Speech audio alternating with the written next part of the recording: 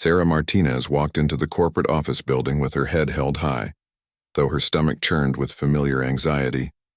The intricate mandala tattoo that covered the left side of her face from temple to jaw had been her companion for 3 years now, but the stares and whispers never got easier to bear. She had applied for the marketing coordinator position at Henderson & Associates after months of unemployment, and today was her first day. The elevator ride to the 15th floor felt endless.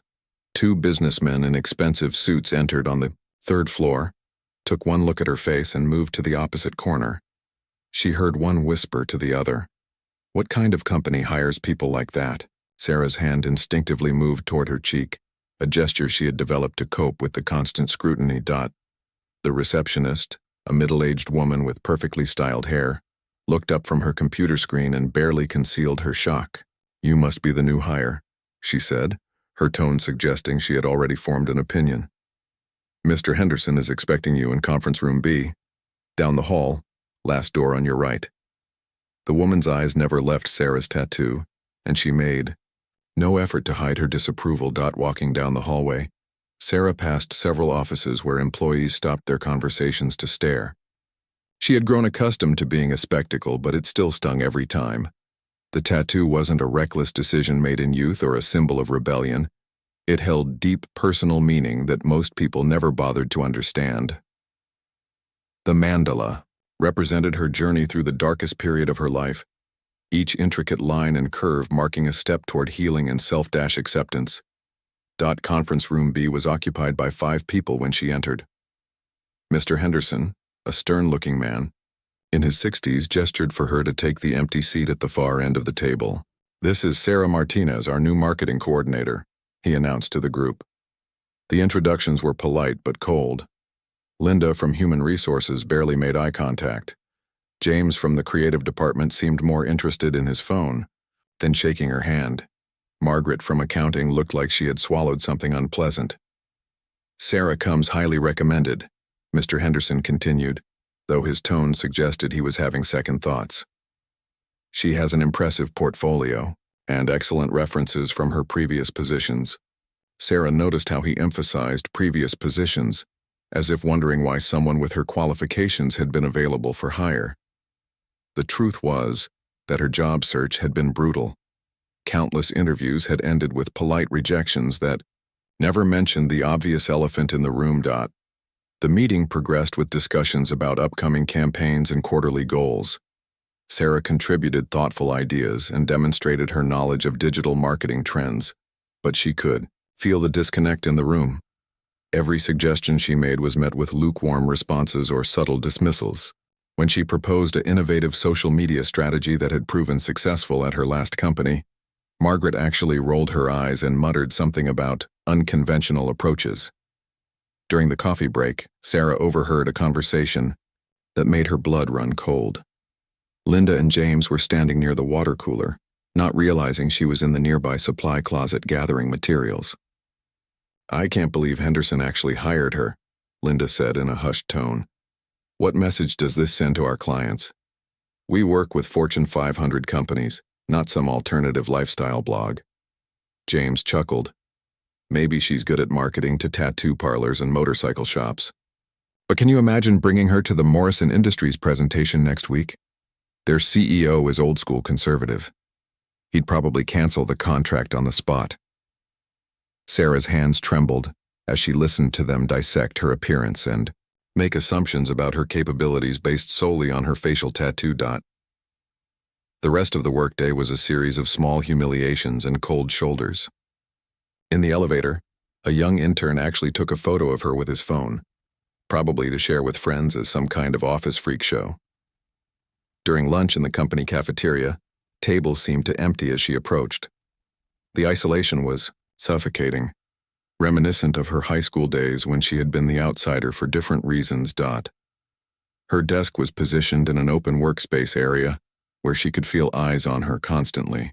Co-workers would walk by and steal glances, some trying to be subtle, others openly gawking. She buried herself in her work, focusing on the tasks Mr. Henderson had assigned. The marketing materials she was asked to review were outdated and uninspired, but she began crafting a comprehensive strategy to modernize their approach. By mid-afternoon, Sarah had created a detailed presentation outlining how they could increase their social media engagement by 300% and attract younger demographics without alienating their existing client base. She was proud of her work and hoped it might help her colleagues see beyond her appearance to recognize her professional value. However, when she tried to share her ideas with the creative team, they brushed her off with comments about needing to stick to the established brand guidelines.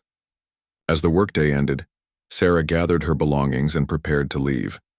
The elevator was crowded with employees heading home, and she found herself pressed against the back wall as more people entered. She could hear fragments of conversations about weekend plans and family dinners, but no one included her or even acknowledged her presence. The isolation felt almost physical, like a barrier separating her from the normal world of office friendships and casual camaraderie. Walking to her car in the parking garage, Sarah reflected on the day with a mixture of disappointment and determination. She had expected some level of prejudice, but the complete rejection had been more intense than she had anticipated. The tattoo on her face told a story of survival and transformation, but these people saw only a mark of difference, a reason to exclude and judge. That evening, as she sat in her small apartment reviewing the day's events, Sarah made a decision. She wouldn't let their prejudice defeat her. She had fought too hard to get to this point in her career to let narrow-minded colleagues derail her progress. Tomorrow, she would continue to prove herself through her work, regardless of how they chose to treat her.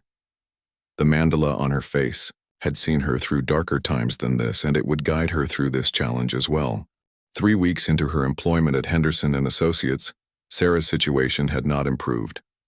If anything, the workplace hostility had intensified as her colleagues grew more comfortable expressing their disapproval. The break room conversations would abruptly stop when she entered, and she often found herself eating lunch alone at her desk while listening to the laughter and chatter from the communal areas where she was clearly unwelcome. The Morrison Industries presentation was scheduled for Thursday morning, and Sarah had spent countless hours perfecting a revolutionary marketing campaign that could potentially secure a multi-million-dollar contract for the company.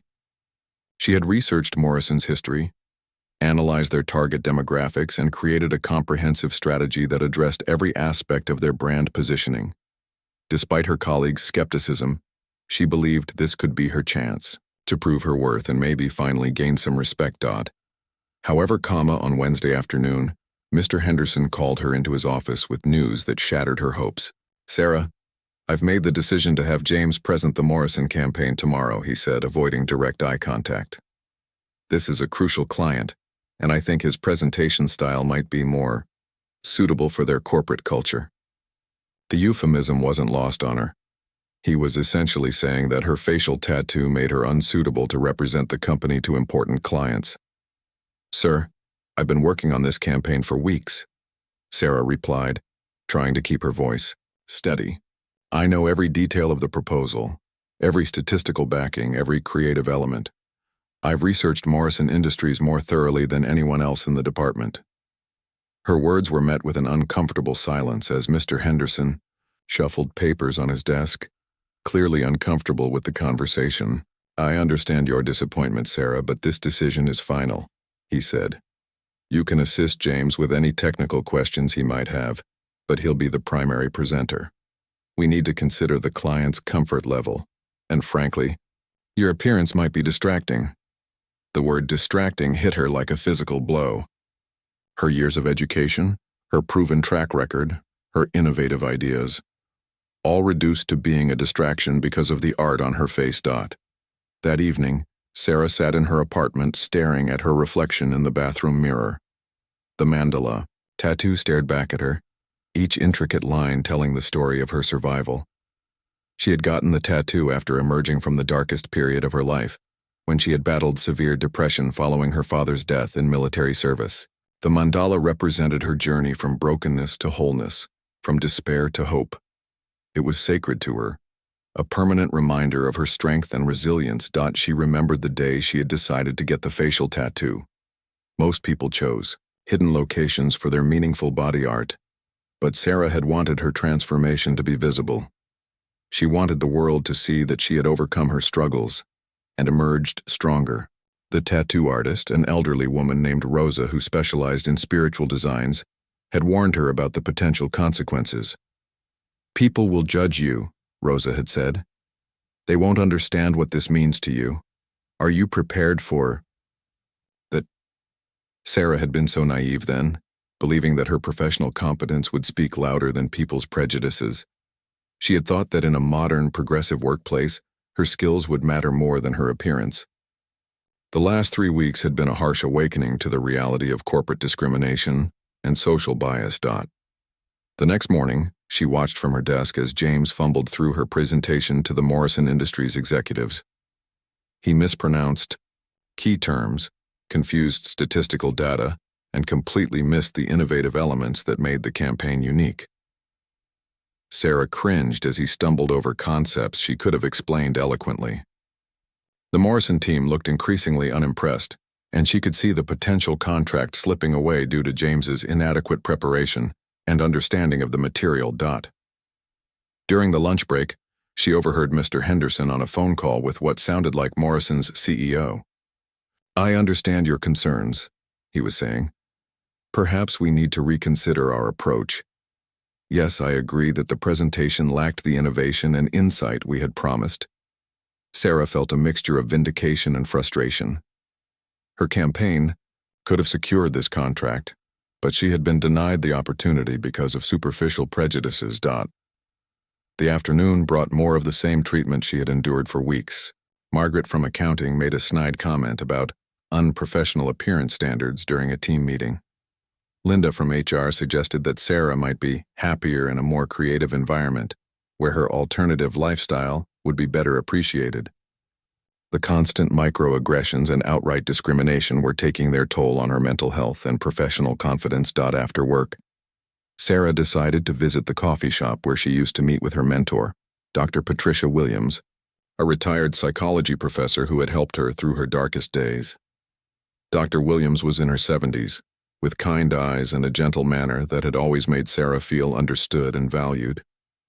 She was one of the few people who knew the true story behind Sarah's facial tattoo and what it represented. "I can see the defeat in your eyes," Dr. Williams said as Sarah slumped into the familiar booth across from her. "Tell me what's happening." At the new job, Sarah poured out her frustrations, describing the daily humiliations and professional sabotage she had endured. Dr. Williams listened without judgment, occasionally nodding or making sympathetic sounds. "You know, Sarah, sometimes our greatest tests come not from external challenges, but from how we maintain our sense of self when others try to diminish us," Dr. Williams said thoughtfully. "Your tattoo represents your journey to authenticity. Don't let their ignorance make you question that journey or consider hiding who you are." Her words were comforting, but Sarah still felt trapped in a situation that seemed to have no positive resolution. As they parted ways that evening, Dr. Williams hugged Sarah tightly and whispered, "Remember, dear, the right people will see your value. Sometimes it just takes longer than we'd like, and sometimes help comes from unexpected places." Sarah didn't know then how prophetic those words would prove to be, or that her life was about to change in ways she could never have imagined. Walking back to her car, Sarah noticed a man in military dress uniform sitting alone at an outdoor table, staring into his coffee cup with a troubled expression. Something about his posture, the weight he seemed to be carrying, reminded her of her father during his most difficult deployments. She almost approached him, feeling a kinship with someone else who appeared to be struggling with invisible burdens but decided against it. She had enough of her own problems to worry about. The following Monday brought an unexpected change to Sarah's routine misery at Henderson and Associates. Mr. Henderson announced during the morning meeting that the company would be hosting a special presentation for a group of military contractors and veterans organizations. The guest speaker would be Colonel Robert Chen, a decorated Marine officer who was now working with Veteran Support Services and corporate diversity initiatives. Sarah heart skipped a beat at the mention of military connections. Her father, Sergeant Miguel Martinez, had served 3 tours in Afghanistan before an IED explosion took his life during her sophomore year of college. His death had sent her into a spiral of depression and self-destructive behavior that had lasted for years. The mandala tattoo on her face was partially inspired by his memory and her journey to honor his sacrifice while rebuilding her own life. The presentation was scheduled for Thursday afternoon in the main conference room. Sarah learned that Colonel Chen would be discussing the challenges veterans faced when transitioning to civilian careers, particularly focusing on issues of workplace discrimination and the importance of inclusive hiring practices. The irony wasn't lost on her. Here was a presentation about discrimination happening at a company where she faced daily prejudice because of her appearance. Throughout the week, the office buzzed with preparation for the Colonel's visit. Linda from HR sent multiple emails about professional dress codes and appropriate behavior during the presentation. Margaret from accounting complained about the unnecessary expense of catering for the event. James from creative design was tasked with preparing promotional materials, though Sarah noticed he recycled old templates rather than creating anything innovative or meaningful.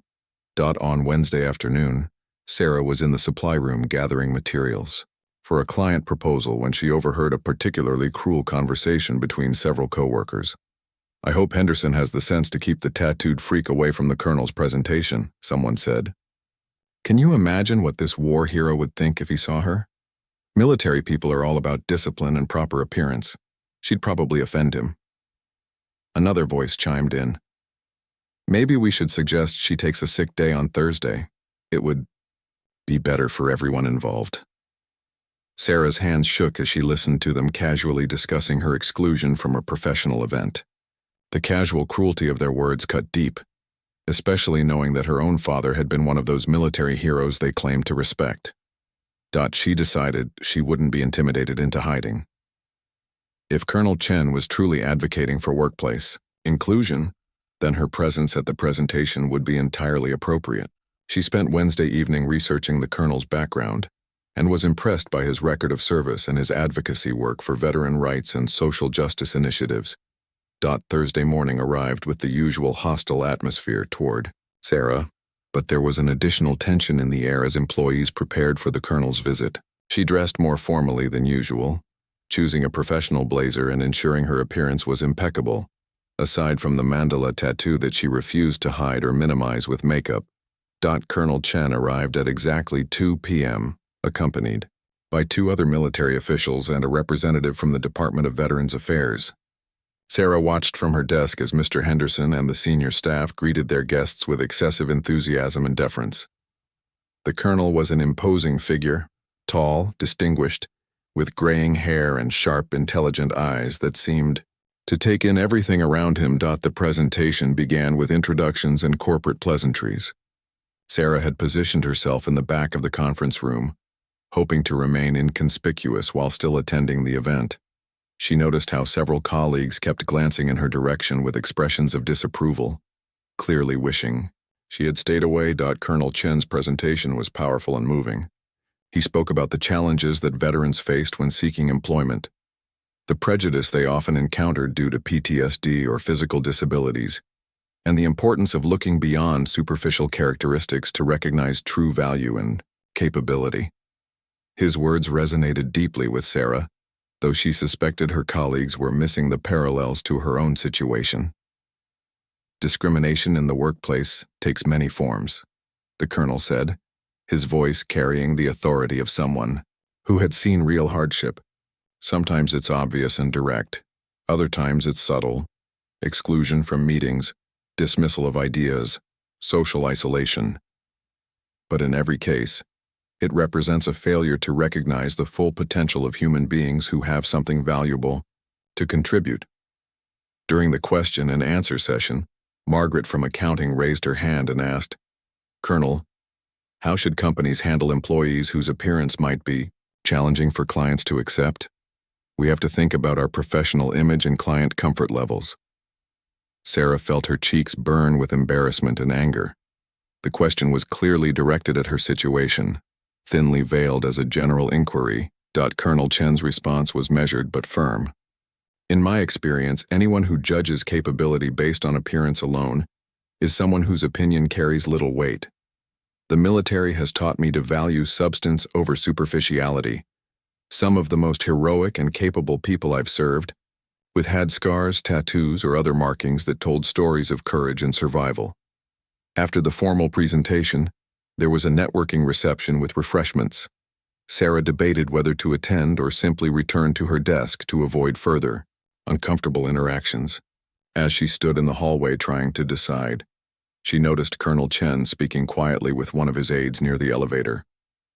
Something about their conversation seemed intense, and she caught fragments about recognition and important connections. The reception was predictably awkward for Sarah. She stood near the refreshment table, largely ignored by her colleagues who were busy trying to impress the military visitors. She watched as people who had treated her with contempt all month suddenly became animated and friendly when speaking to the colonel and his team. The hypocrisy was almost unbearable.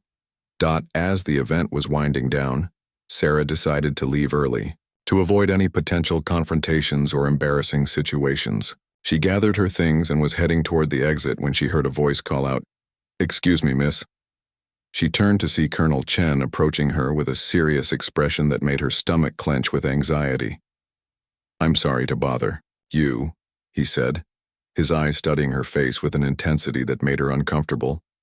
"I couldn't help but notice your tattoo during the presentation. That's a beautiful mandala design. May I ask what inspired you to get it?" His question was asked with genuine curiosity rather than judgment, but Sarah still felt defensive and exposed. "It represents personal growth and healing," she replied carefully, unsure where this conversation was heading. "I got it during a difficult period in my life as a reminder of my journey toward recovery and self-acceptance." She braced herself for the usual lectures about professional appearance or suggestions for tattoo removal that she had heard countless times. Instead, Colonel Chen nodded thoughtfully and said something that completely surprised her. "Mandala tattoos often have deep spiritual significance. In many cultures, they represent the universe, wholeness, and the integration of different aspects of self. It's clearly meaningful to you." His understanding response caught her off guard, and she found herself relaxing slightly in his presence. "What he said next would change everything. You know, I have something similar myself. Most people never see it, but perhaps—" He paused, seeming to weigh his words carefully. "Perhaps it's time I shared my own story. Would you have a few minutes to talk privately? I think we might have more in common than you realize." Colonel Chen led Sarah to a quiet corner of the lobby, away from the bustling reception and curious eyes of her colleagues.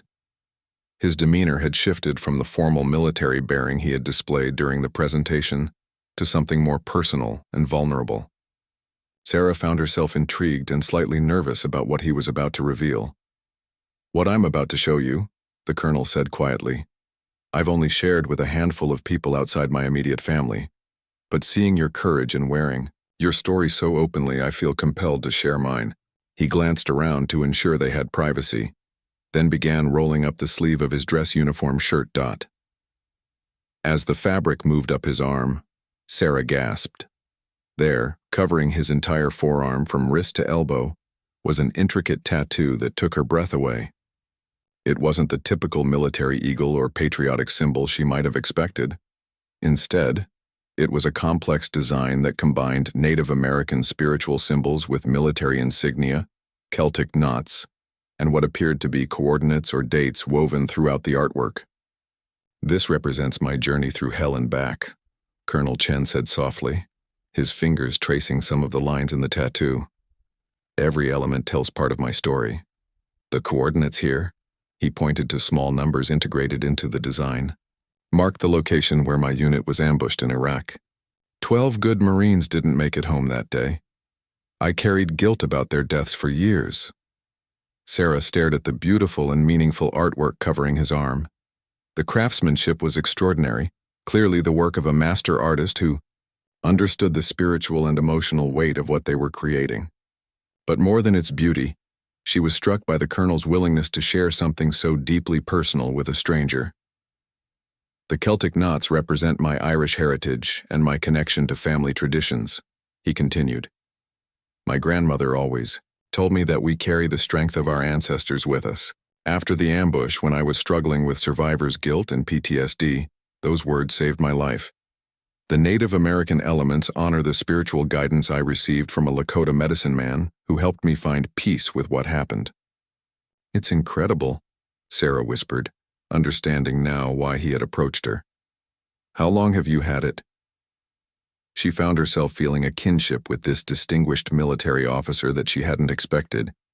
Here was someone who understood the power of meaningful body art and the courage it took to carry your story with you. I got it done over several sessions about 8 years ago, Colonel Chen replied. I was at a crossroads in my life, struggling with depression and drinking too much. The tattoo process became part of my healing journey.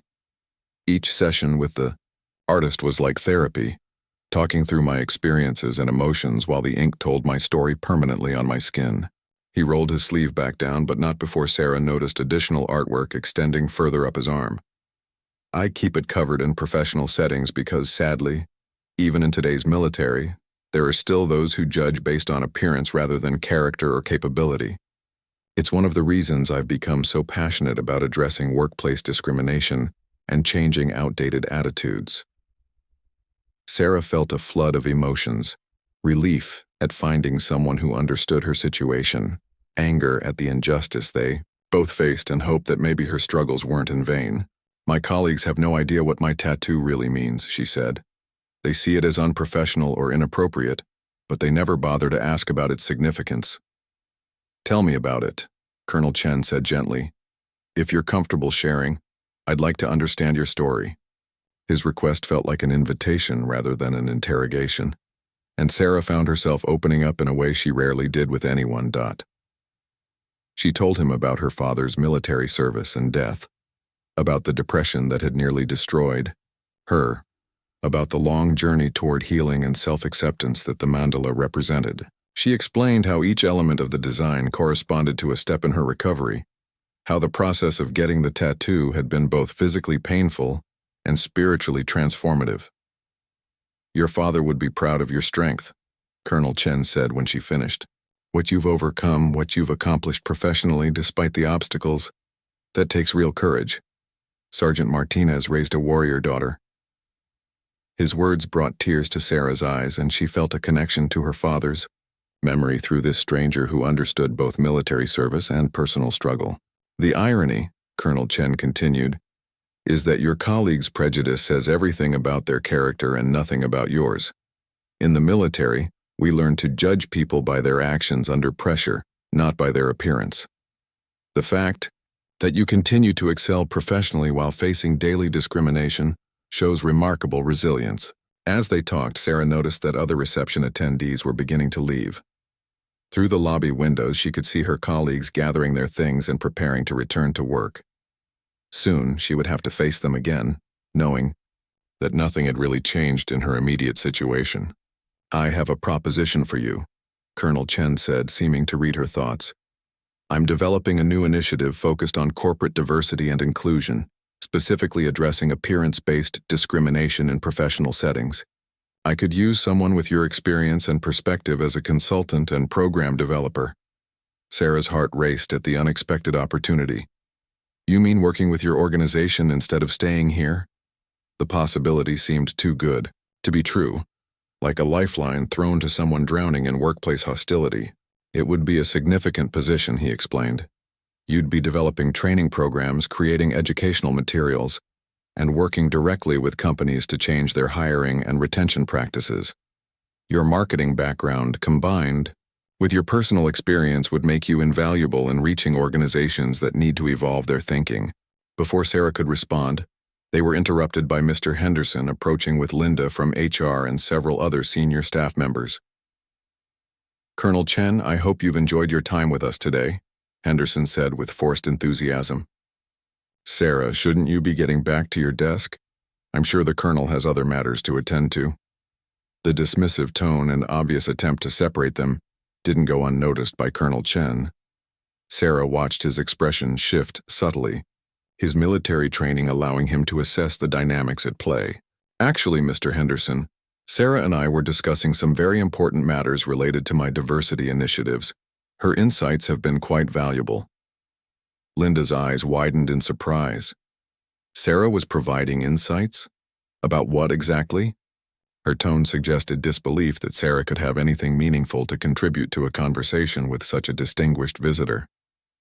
About the challenges faced by qualified professionals who experience discrimination based on physical appearance, Colonel Chen replied smoothly. She's given me a first-hand perspective on how workplace bias affects productivity and employee morale. Very enlightening information that will be useful in my work with other organizations. Sarah watched her colleagues' faces as they processed this information. The idea that their tattooed coworker might have valuable insights to share with a respected military leader clearly challenged their assumptions. Henderson looked particularly uncomfortable, perhaps beginning to realize that his company's treatment of Sarah might reflect poorly on their professional reputation. In fact, Colonel Chen continued, I'd like to schedule a follow-up meeting with Sarah to discuss potential collaboration on some upcoming projects. I believe Henderson and Associates could benefit from examining their own inclusion practices. His words carried a subtle warning that wasn't lost on anyone present. As the group dispersed and returned to the office, Colonel Chen turned to Sarah one final time. Think about my offer, he said quietly. You deserve to work somewhere that values your contributions rather than tolerating your presence. I'll be in touch within a few days with more details. The days following Colonel Chen's visit were markedly different for Sarah at Henderson and Associates. Word had spread quickly through the office that the distinguished military officer had specifically sought her out for conversation and had mentioned potential collaboration. Her colleagues, who had spent weeks treating her as an unwelcome outsider, suddenly seemed uncertain about how to approach her. Mr. Henderson called her into his office Friday morning, 2 days after the presentation. His demeanor was noticeably different, less dismissive, more cautious. Sarah, I understand you made quite an impression on Colonel Chen, he began, settling behind his desk with an uncomfortable expression. He mentioned something about potential projects and consulting work. He was interested in my perspectives on workplace inclusion and diversity initiatives, Sarah replied carefully. She had decided not to mention the job offer until she had more concrete details about the opportunity. We discussed some of the challenges that people with non-traditional appearances face in professional environments. Henderson nodded, though she could see him processing the implications of her words. For the first time since she had started working there, he seemed to be considering that her experiences might have value rather than viewing her presence as a liability. Well, of course, Henderson and Associates has always been committed to maintaining a diverse and inclusive workplace, he said, the words sounding hollow given her treatment over the past month. I'm glad to hear that, Sarah responded diplomatically. I look forward to contributing to those efforts in whatever way would be most helpful. She watched him struggle with the cognitive dissonance between his stated commitment to inclusion and the reality of how she had been treated by his organization. Later that day, Sarah received an unexpected email from Colonel Chen with the subject line, Opportunity Details Confidential. Her hands trembled slightly as she opened the message, afraid to get her hopes up but desperate for an escape from her current situation. The email outlined a position as Senior Program Developer for the Veterans and Civilian Integration Initiative, a new program focused on addressing employment discrimination against veterans and other marginalized groups. The salary was significantly higher than her current position, and the work would involve traveling to corporations across the country to deliver training programs and develop inclusive hiring practices. But what struck her most was the personal note Colonel Chen had included. Sarah, your combination of professional expertise and personal experience with discrimination makes you uniquely qualified for this role. More importantly, your courage in maintaining your authenticity despite workplace hostility demonstrates the kind of character we need on our team. I believe this position would allow you to transform your struggles into a force for positive change in the lives of others facing similar challenges. The offer included relocation assistance to Washington, D.C., comprehensive health benefits, and the opportunity to work with a team of advocates and professionals who understood the importance of judging people by their capabilities rather than their appearance. It seemed like everything she had dreamed of but never dared to hope for. Over the weekend, Sarah found herself torn between excitement about the opportunity and anxiety about making such a major life change. She called Dr. Patricia Williams to discuss the decision and get perspective from her trusted mentor. "This sounds like exactly what you've been working toward," Dr. Williams said after Sarah had explained the situation. "You've always wanted to use your experiences to help others. Here's a chance to do that on a national level while working for someone who truly understands and values who you are." "But what if I'm not ready for something this big?" Sarah asked. "What if I fail or disappoint Colonel Chen? This is a huge opportunity and I don't want to waste it." Her insecurities, reinforced by weeks of workplace rejection, made her question whether she was truly qualified for such an important position. "Sarah, remember what your mandala tattoo represents," Dr. Williams replied gently. "Growth, transformation, overcoming obstacles. You've already proven your strength and resilience. Now it's time to trust in your abilities and take the next step in your journey."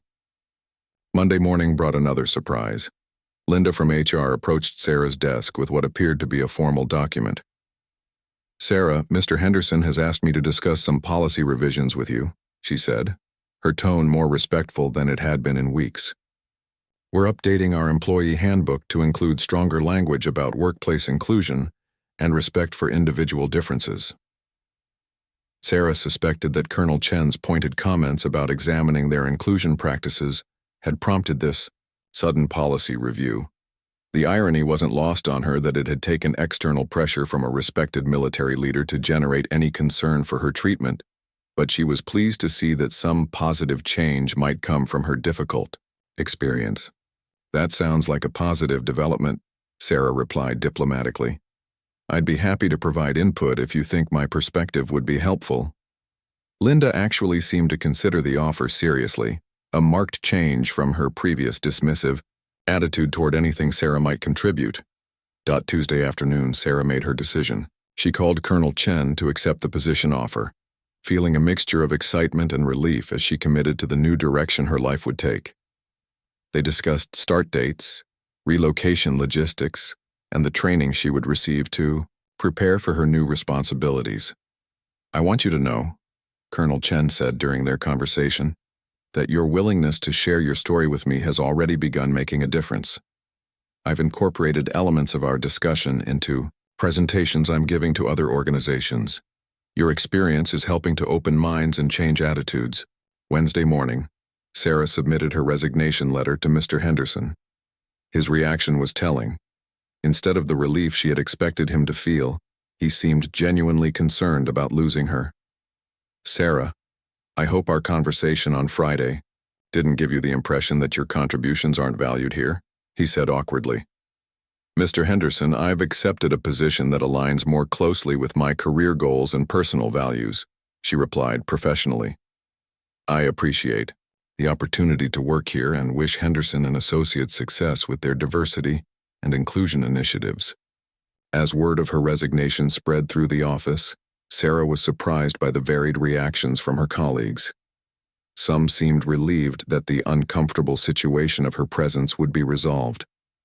Others appeared genuinely regretful, perhaps realizing too late that they had misjudged her character and capabilities. James from the creative department actually approached her desk Thursday afternoon to apologize.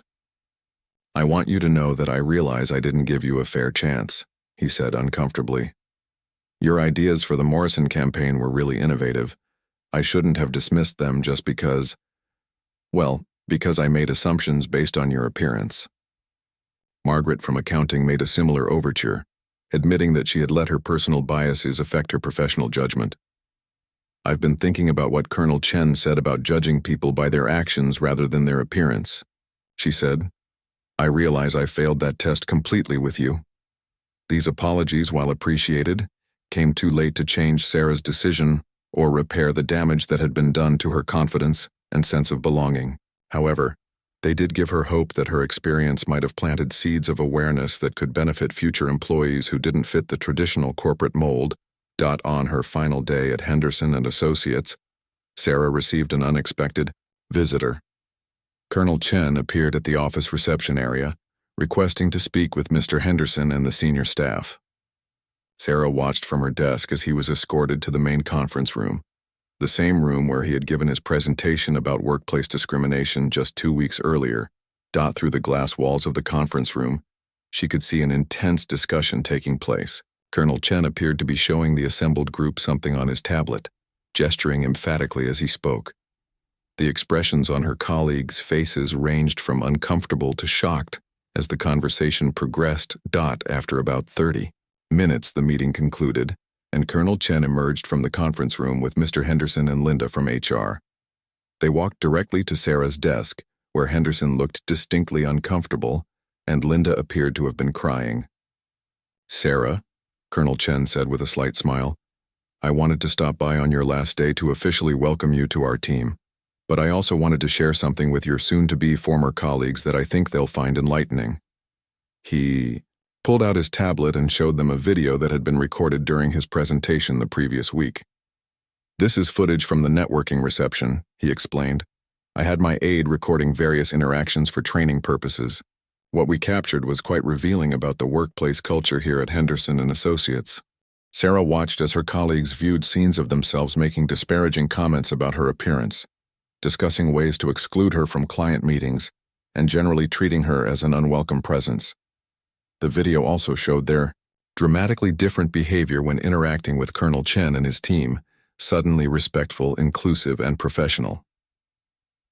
"What this video demonstrates," Colonel Chen continued, "is textbook workplace discrimination and hostile environment behavior." Sarah endured this treatment daily, while consistently performing her job at a high level and contributing innovative ideas that were dismissed solely because of prejudice about her appearance. Mr. Henderson's face had gone pale as he watched, the evidence of his company's discriminatory practices. "Colonel Chen, I had no idea the situation was this severe. If Sarah had filed a complaint through proper channels." "Sarah shouldn't have had to file complaints to receive basic professional respect," Colonel Chen interrupted firmly. "The fact that she maintained her professionalism and work quality despite this treatment speaks to her character. The fact that your organization allowed it to continue speaks to yours." Linda from HR was openly crying now, clearly realizing the legal and ethical implications of what had been documented. "We'll be implementing immediate changes to prevent this kind of situation in the future," she said through her tears. "We'll be providing mandatory sensitivity training for all employees and revising our policies to ensure—" "Those changes should have been in place already," Colonel Chen replied, "but I'm glad to hear you're committed to improvement. Sarah's experience here will become a case study in my training programs, not as an example of how to handle workplace diversity, but as a cautionary tale about the costs of prejudice and discrimination." As the group prepared to leave Sarah's desk, Colonel Chen turned back to her colleagues one final time. "I want you to understand something important," he said, his military bearing commanding their full attention. "Sarah's facial tattoo tells a story of survival, healing, and personal transformation. It represents her journey through grief and depression to become a successful professional who contributes meaningfully to her community." He paused, then continued with quiet intensity. "My tattoo, which covers most of my arm, tells a similar story of overcoming trauma and finding purpose after loss. The difference is that I have the privilege of hiding mine when I choose to.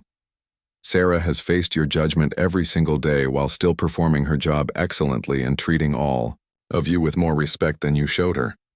The silence in the office was profound as everyone absorbed his words. Sarah felt a sense of vindication and closure that she hadn't expected.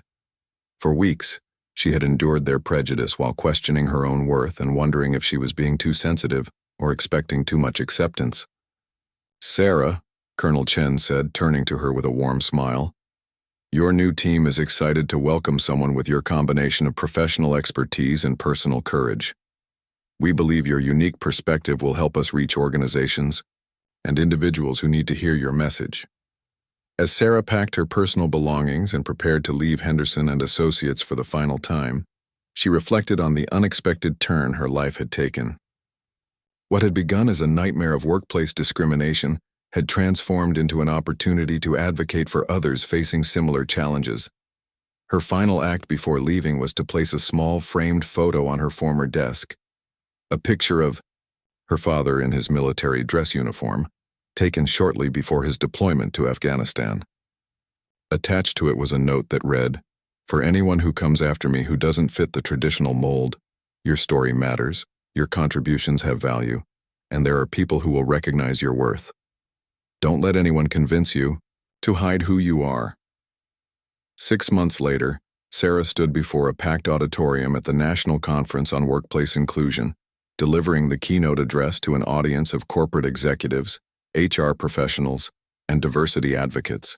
Her facial tattoo, once a source of daily humiliation, had become a powerful symbol of authenticity and resilience that commanded attention and respect. "When I walked into my previous job with my mandala tattoo visible," she told the audience, "I was prepared for some stares and questions.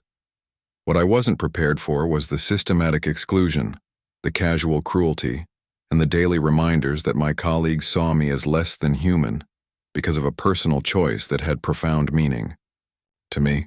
The audience listened intently as she shared her story, many nodding in recognition of similar experiences they had witnessed or endured. In the front row sat Colonel Chen, beaming with pride as his newest team member commanded the stage with confidence and eloquence that had developed over months of speaking to audiences across the country. Sarah's work with the Veterans and Civilian Integration Initiative had exceeded everyone's expectations. Her unique combination of marketing expertise and personal experience with discrimination had made her presentations incredibly effective at changing minds and opening hearts. Companies that had initially resisted diversity training found themselves implementing comprehensive inclusion programs after hearing her speak. The transformation hadn't happened overnight. Sarah's first few presentations had been nerve-wracking, experiences where she struggled with self-doubt and imposter syndrome. But Colonel Chen had been a patient mentor, helping her understand that her story had power precisely because it was authentic and personal. "Remember," he had told her during their preparation sessions, "you're not asking for pity or special treatment. You're asking for basic human dignity and professional respect. That's something every person in your audience can understand, regardless of their background or beliefs." Her presentation today focused on the economic benefits of inclusive hiring practices, but she anchored her data in personal narratives that made the statistics meaningful. "When Henderson and Associates lost the Morrison Industries contract," she explained, "it wasn't because they lacked talented employees. It was because their most qualified person, me, was excluded from the presentation based solely on appearance-based prejudice." The audience murmured in recognition of how common such scenarios were in corporate America. Sarah had discovered through her research that appearance-based discrimination cost companies millions of dollars annually in lost talent, reduced productivity, and legal settlements. After her presentation, Sarah was approached by dozens of attendees who wanted to share their own stories or discuss implementation strategies for their organizations. One young man with visible burn scars on his neck and hands thanked her for giving him hope that his career prospects weren't limited by his appearance. A woman with vitiligo expressed gratitude for seeing someone in a leadership position who refused to hide their physical differences. But the encounter that moved Sarah most was with an elderly executive who introduced himself as Robert Morrison, CEO of Morrison Industries, the client Henderson and Associates had lost during her time there. "Miss Martinez," he said, "I want you to know that after hearing your presentation today, I've instructed my team to implement comprehensive appearance-neutral hiring practices immediately. I also want to apologize," he continued. 6 months ago, my company chose not to renew our contract with Henderson and Associates because their presentation was inadequate and unprofessional.